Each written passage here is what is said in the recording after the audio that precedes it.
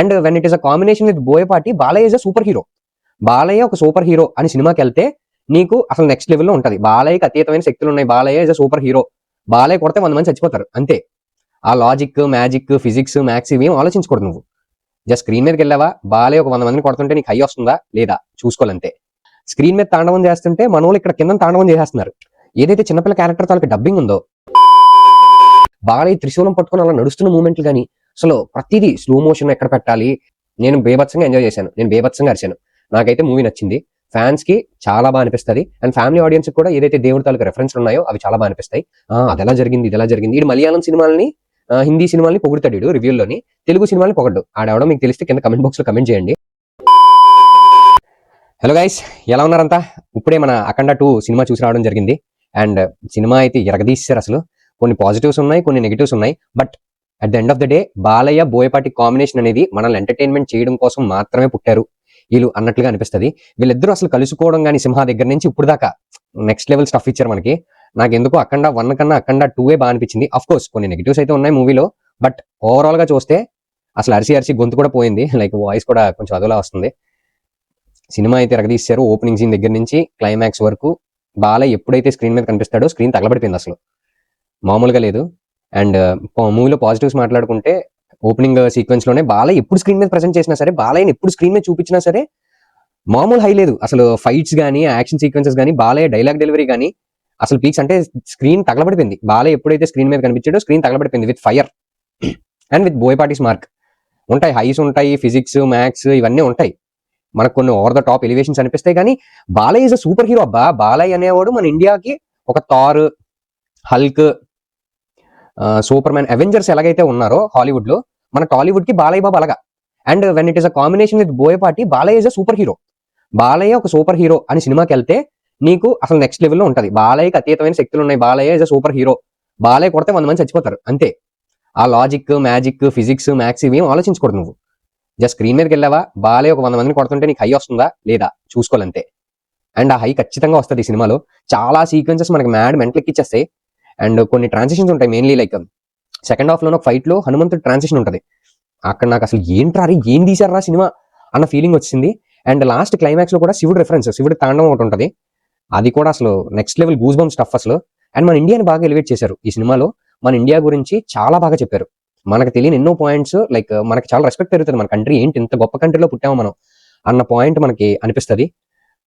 మన dialogue delivery కానీ, మన బాలయ్య బాబు పీక్స్ స్టఫ్ అసలు.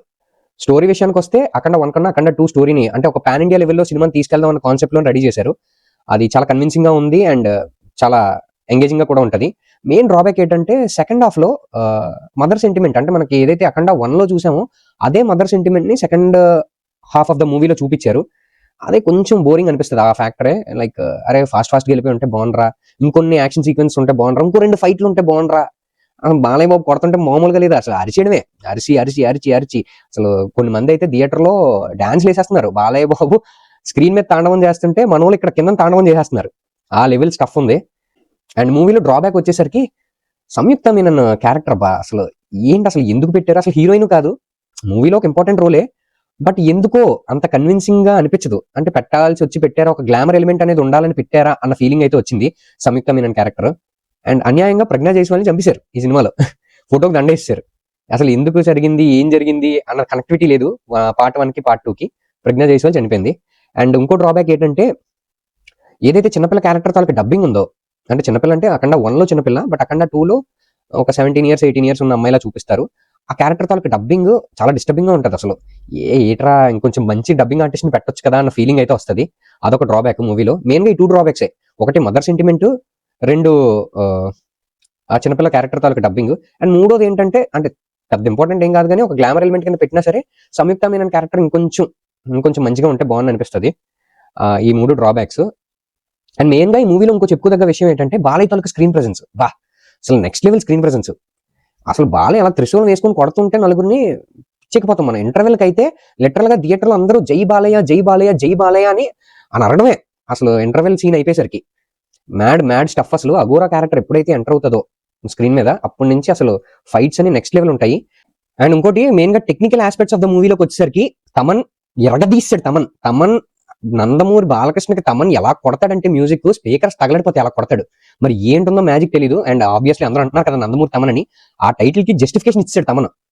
అండ్ నాకు ఇంకోటి బాగా నచ్చిన ఎలిమెంట్ ఏంటంటే మూవీలో ఎడిటింగ్. ఈ టెక్నికల్ డిపార్ట్మెంట్కి వచ్చేసరికి ఎడిటింగ్ టాప్ నాచ్ ఉంది.